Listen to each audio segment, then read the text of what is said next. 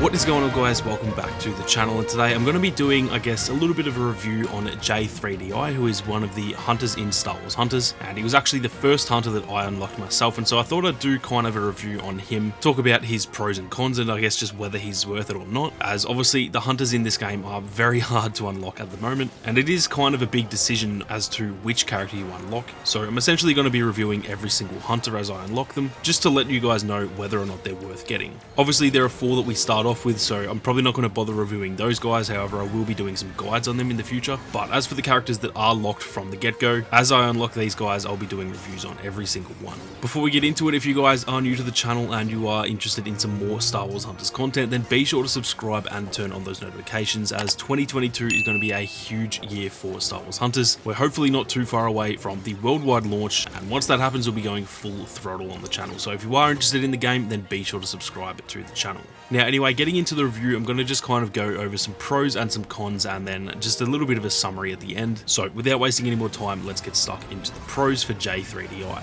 The first thing that I wanted to talk about was essentially how tanky he is as a character. The perfect way to put it is actually that he is pretty much a perfect mix between Reeve and Groz. Obviously, Reeve doesn't have very much health, but she is a very, very high damage type of character, whereas Groz is kind of the opposite. He's a tank, but he doesn't actually deal that much damage, and J3DI, he kind of falls right in the middle of those two. He deals some really decent damage, essentially the same amount of damage that Reeve can deal. However, he does have 250 HP, and he does also have a trait that allows him to pretty much pick up his own spare parts as he gets damaged. And so as you take damage, you're actually able to gain some damage back if you go and pick up these things that you can see on the ground. So he actually has a lot more than 250 HP, and arguably I would say that he actually feels nearly as tanky as Groz. Not quite as tanky, but if you're playing properly and you do make the most of those spare parts, then he can actually absorb quite a bit of damage. Now, on top of taking damage though, he actually deals a heap of damage himself. His regular lightsaber attacks deal a little bit more actually than Reeve does. However, he does also have a slower swing speed, I guess you would say.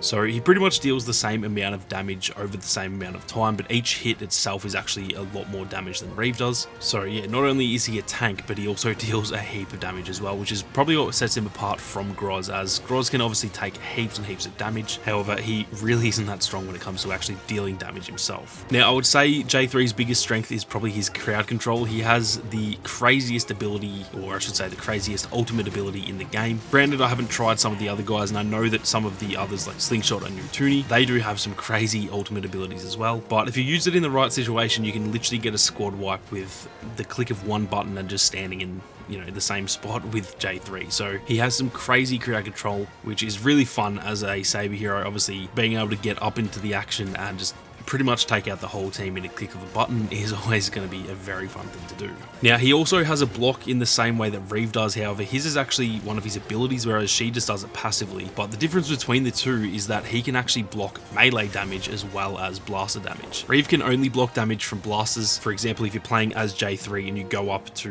you know, get into a fight with Reeve, she won't be able to block your lightsaber attacks, whereas with J3, once you equip that block, it will essentially block all incoming damage. I'm not 100% sure on like rockets and stuff. I'm pretty sure they will still deal like splash damage, but in terms of blasters and then Reeve's lightsaber and Groz's melee attack as well, you essentially block all incoming damage. And then there is actually a separate thing in the loadout that can allow you to pretty much power up your lightsaber by blocking, and then your first hit after that actually deals a heap of damage. So his block is actually absolutely insane, and again, it just adds to his tankiness, but then also in a way adds to his damage output as well. So his block is definitely underrated. Now, he also has the ability to grapple onto enemies. It's meant to essentially like emulate a force pull, so you grab onto an enemy and pull them towards you, and it is absolutely dominant against blaster hunters. If Zayna or Amara Vex are like, you know, a little bit of distance away from you and they're dealing a bit of damage, you can quickly pull them towards you, and then at that point you pretty much are going to win that fight, you know, 9 times out of 10. So he kind of has everyone covered. He has blasters covered, he has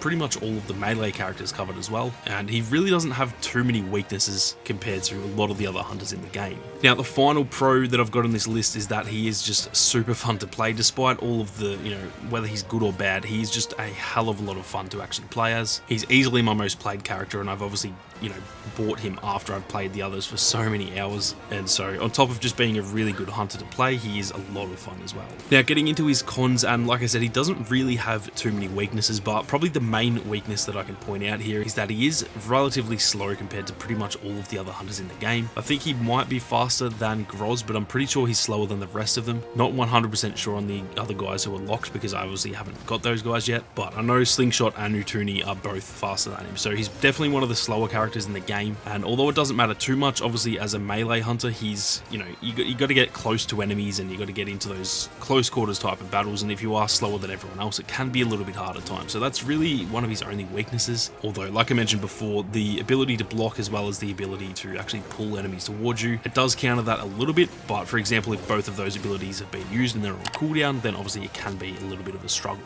Other than that though, he doesn't really have too many other weaknesses. I did put down on my list here that he can sometimes rely on abilities, but the thing is that he actually deals so much damage with his saber in general that I don't think he really does rely on abilities. It's just that they make him a lot better, but if you play him without abilities, he can still be really, really solid. So I don't even think that is necessarily a con. It's maybe slightly towards the weaker side, but yeah, I would hardly say that he completely relies on his abilities anyway. So I guess to kind of summarize my quick little review on J3DI, I would say that overall he is a great choice if you are looking to unlock J3. Pretty much as soon as I started playing the game, I knew that he was going to be the first guy that I unlocked. I've played a lot of Reeve and she is a lot of fun, and I really like the sort of melee combat in this game, so it was almost never a doubt in my mind that I was going to get J3 off the bat, and I am definitely not disappointed with my choice. Obviously I will be getting the rest of them eventually, but like I said earlier, they do take so long to unlock that it is a pretty big decision. Like it's like a 6 or 7 week grind to actually get them, at least in the current state. Obviously they may change it by the time the game actually launches, but in the current state of the early access or the soft launch, it is a genuine grind to get each of these guys, so it's a pretty big decision. And I guess I would just say that he is definitely a good choice. Whether he's the absolute best choice, I obviously can't say because I haven't played the rest of them, but he's definitely up there towards the top, and I would argue he's probably better than all of the other hunters who are obviously unlocked from the get-go. So if he looks like a lot of fun to you and you do like that sort of melee combat in the game, then J3 is definitely a solid choice. That is going to do it for this one though, guys. Down in the comments, let me know who you guys want me to unlock next. I'm currently sitting at about 350 odd crystals, so I'm slowly grinding away to getting another hunter on the way. So far, I'm probably leaning to Slingshot because I have played against Slingshot and he is absolutely amazing, but I'm definitely keen to hear who you guys want me to get. Like I said, I will be getting them all eventually, but it is a pretty big decision currently, so if you guys have any input on who you want to see and who you guys want me to unlock next, then definitely let me know down in the comments. If you enjoyed the video, then be sure to leave a like down below, and if you guys are new to the channel, then be sure to subscribe and turn on those notifications, as there is plenty more Hunters content on the way in 2022. Thank you all so much for watching. You guys have a great day, and I'll catch you all in the next one.